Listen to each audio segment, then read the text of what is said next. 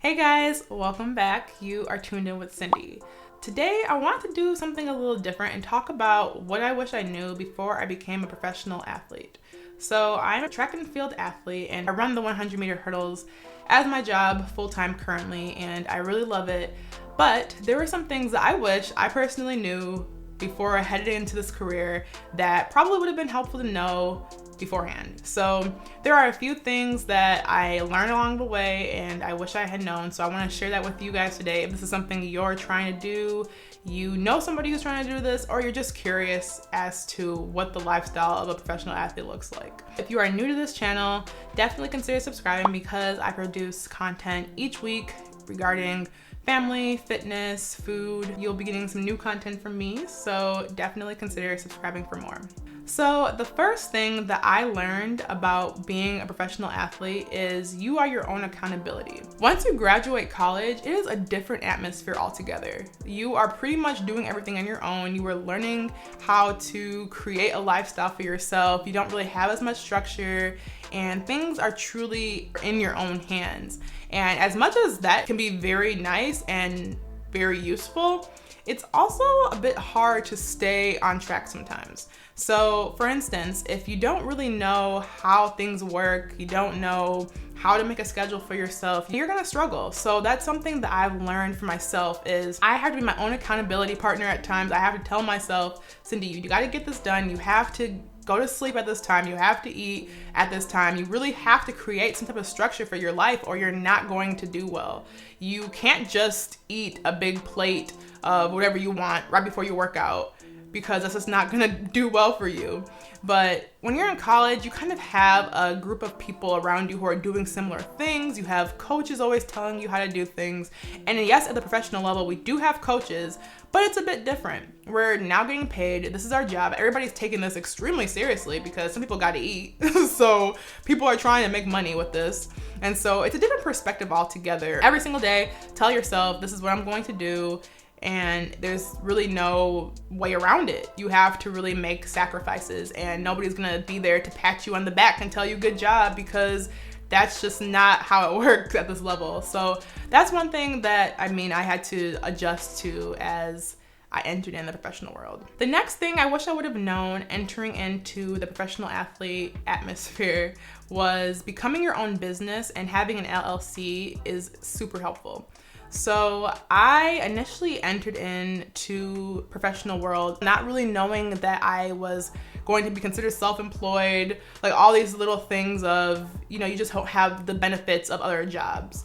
And so I learned that very quickly, actually, that it's important to be very smart with taxes, your expenses, all these other things. So I had to get an accountant and I had to work on learning different things regarding my finances as an athlete, and that was really helpful once I became more intentional in that regard. So once I actually started looking into what my expenses were, becoming an LLC even is something that I've done that helped me being my own business and just being organized. It's really helpful when you have expenses because that helps you during the tax season. And so that's something I really truly didn't understand coming into the professional world, that taxes is a big deal when you are self-employed and you are considered, you have this kind of job as your lifestyle. Expenses, all those little things add up. And so if you're being super intentional with those things, that can either help you, or if you're not, that can hurt you. And so that's something that I think I learned a lot in the process of, and I'm still learning, but I definitely have made a lot of progress since I started this career. And once I'm done with track, I want to transition to doing some more self-employment type stuff. And I think it's gonna be an easier transition now because I've learned that in this part of my career. So that's definitely something I wish I would have known entering into this career. The next thing I wish I would have known would be that sleep, recovery, and your nutrition can literally be the difference between you and a medal. So at this level, everybody is super competitive. People are good. You don't become a professional athlete just by accident. You have to be talented. You have to really put in the work, and you don't get to a high level without putting in some type of effort, right? And so since everybody at this level is doing that, there are little things that make a really big difference. For instance, not getting adequate amounts of sleep at night can really mess up your training, which essentially messes up your competitions, and then you just don't have the meat that would have helped you qualify for a championship. It just kind of is a trickling effect. Nutrition, I've learned that when I'm putting in, my body makes a difference with not only how I feel, but also how I recover. Sometimes if I eat the right things, I recover better for the next day so that I can push it harder at training.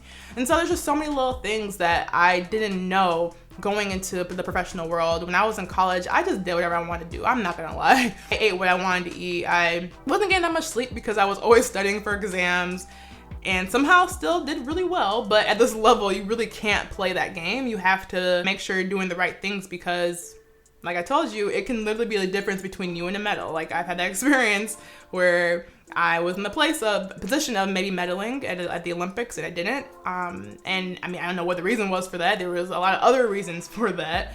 But at the same time, you never know. One little thing can always help you more than somebody else. The next thing I wish I would have known before becoming a professional athlete is not placing your self-worth in sports.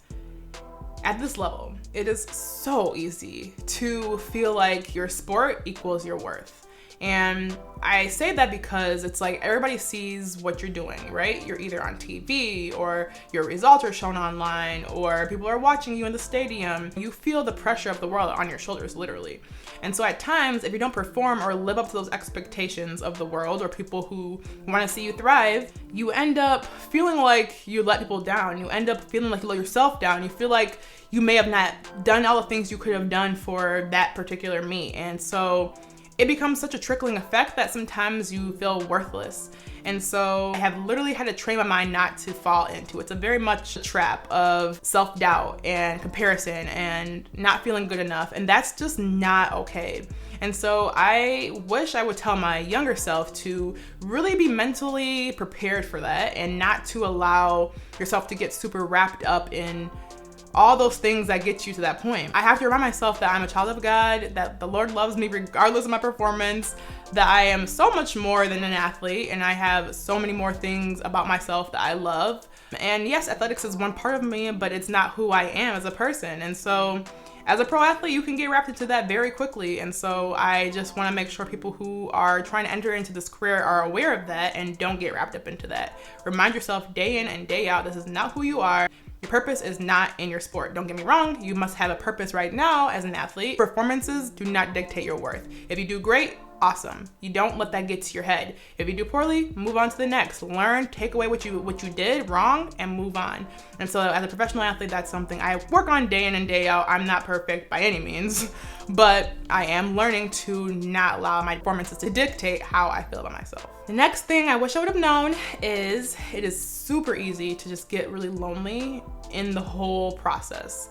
So whether that's traveling to different meets, different countries, missing people while you're away, or just when you're going through something, whether that's an injury, something mentally going on in your life, it feels very lonely in the sport.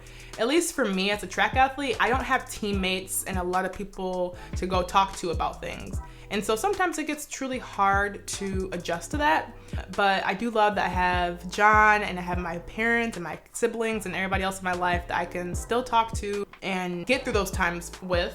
But as an athlete, it's very easy to get to that point. I have found it to be super helpful to make friends overseas. So when I'm at dinner or at the hotel, I just like talking to people, because one, you get to know people very well and learn about different cultures and countries, but you also just don't feel as lonely. Like, we all have to make it somehow, and so it's super easy to just make friends. And so I have to make myself make friends when I'm traveling, or else it does get very lonely. Just reminding yourself that you're not the only one who goes through that, and it's just preparing yourself. When you go overseas and you feel like you're alone, just prepare yourself that it's okay, it's temporary, and most people are going through it. So that's something I wish I would have known. Something else that I'm learning day in and day out is it is important to cherish the performances you do well in. Like I said earlier, everybody at this level is killing it.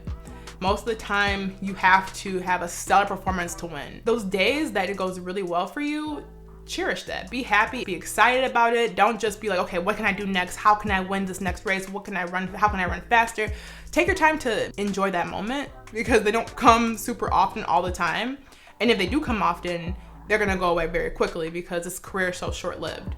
So enjoy that moment, take what you learned and write it down or meditate on it so you can use that into your next performance, as well as just be thankful. Thank God. You know, I had an injury that took me out and I'm like, man, I just want to run.